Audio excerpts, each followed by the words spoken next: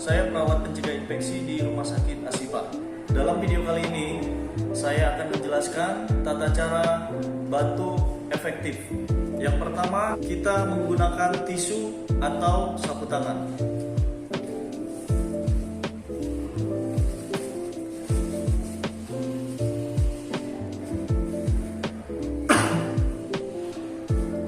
Setelah itu, kita lipat lalu buang ke tempat sampah infeksius.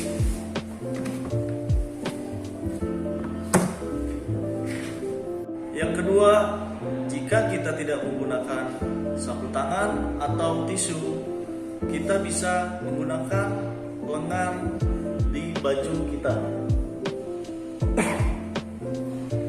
Dan jangan lupa, kita tidak boleh menggunakan tangan kita, dikarenakan tangan kita mudah rentan menularkan mata rantai infeksi. Demikian penjelasan dari saya mengenai tata cara batuk efektif. Sekian dari saya. Wabillahi taufiq wal hidayah. Wassalamualaikum warahmatullahi wabarakatuh. Salam sehat.